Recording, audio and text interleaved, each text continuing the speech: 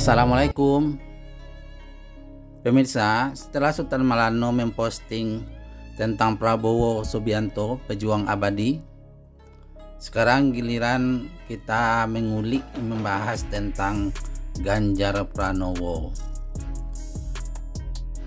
Ganjar Pranowo SHMIP merupakan seorang gubernur Jawa Tengah yang sudah menjabat 2 kali periode.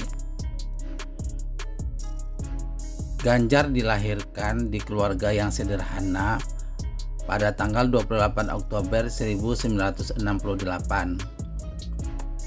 di desa lereng Gunung Lawu, Karanganyar. Ganjar Pranowo memiliki nama asli Ganjar Sungkowo yang artinya ganjaran dari kesusahan dan kesedihan. Namun saat Ganjar akan memasuki sekolah dasar, nama Sungkowo diganti menjadi Pranowo oleh orang tuanya. Pergantian nama ini terjadi karena rasa ketakutan oleh orang tua Ganjar. Apabila nama Sungkowo tetap, maka sang anak kelak menjadi berkubang dalam kesialan dan kesusahan. Ayah Ganjar bernama S. Pamuji dan ibunya bernama Sri Suparni. Ganjar merupakan anak kelima dari 6 bersaudara. Ayah Ganjar berprofesi sebagai polisi. Saat akan lulus SMA tahun 1980, ayahnya pensiun dari kedinasan di Polri. Untuk menyambung hidup dan memenuhi kebutuhan ekonomi keluarga, ibunya membuka warung kelontong. Sementara Ganjar juga pernah merasakan berjualan bensin di pinggir jalan.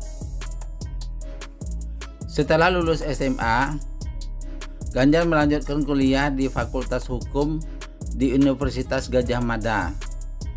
Di kampus beliau bergabung dengan Gerakan Mahasiswa Nasional Indonesia (GMNI). Selama kuliah, Ganjar mengaku pernah mengambil cuti kuliah selama 2 semester. Hal ini lantaran ia tidak memiliki biaya untuk perkuliahan.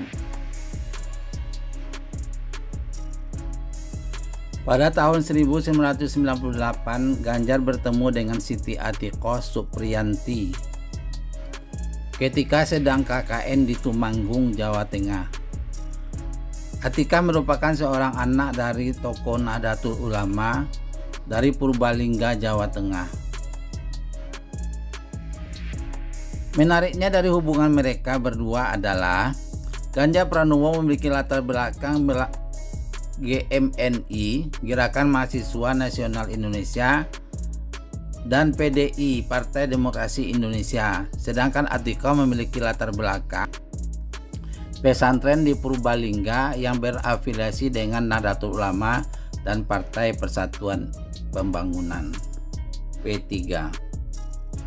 Keduanya menikah pada tahun 1999 dan memiliki 1 orang anak laki-laki yang bernama Muhammad Zinedin Alam Ganjar.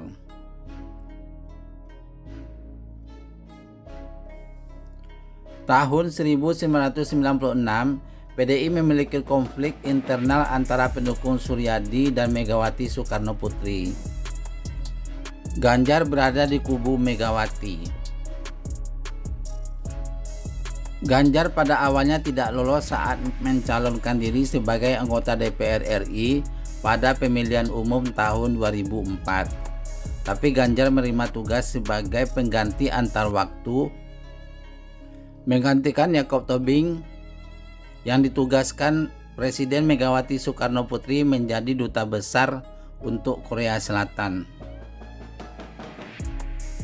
Pada periode kedua sebagai anggota DPR RI, Ganjar ditempatkan pada Komisi 2 yang mengawasi bidang pemerintahan dalam negeri, sekaligus menjadi Wakil Ketua Komisi 2 DPR RI.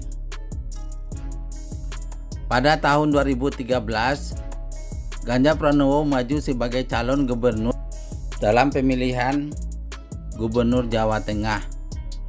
Ganjar menggandeng Heru Sudjatmoko yang diusung oleh Partai Demokrasi Indonesia Perjuangan.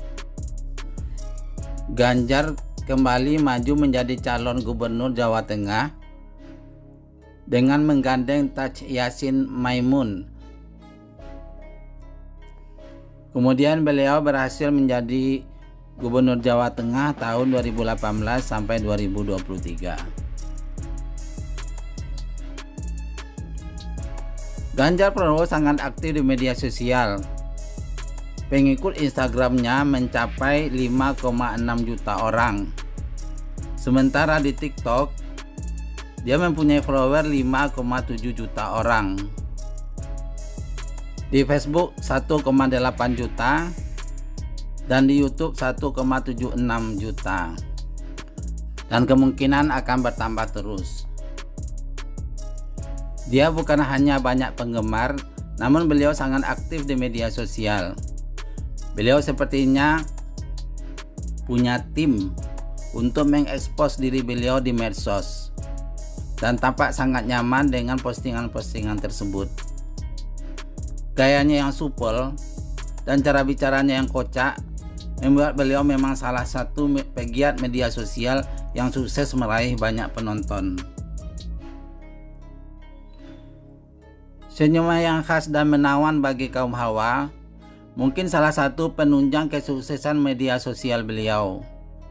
Kalau boleh dibilang, beliau adalah pangeran media sosial Indonesia.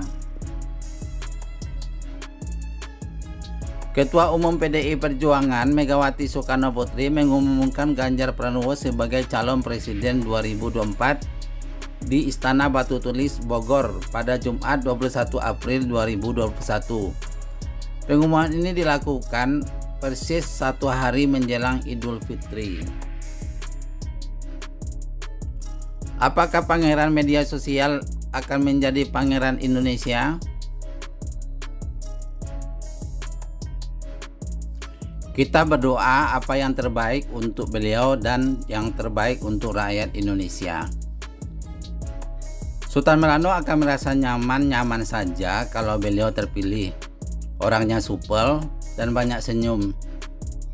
Minimal itu aja udah senang.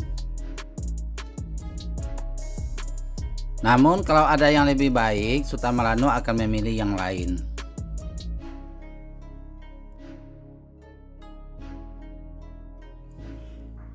Yang tidak boleh adalah kita mempunyai pilihan presiden, kita menjunjung dia setinggi langit, kemudian kita cari kejelekan-kejelekan dan kekurangan-kekurangan calon presiden yang tidak kita pilih.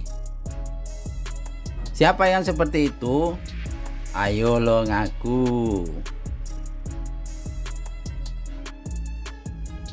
Siapa yang memilih sikap seperti Sultan Melano? Ayo tulis di komentar ya. Tunggu postingan Sultan Melano di calon presiden yang lain. Sampai di sini dulu untuk PCD ini. Assalamualaikum warahmatullahi wabarakatuh.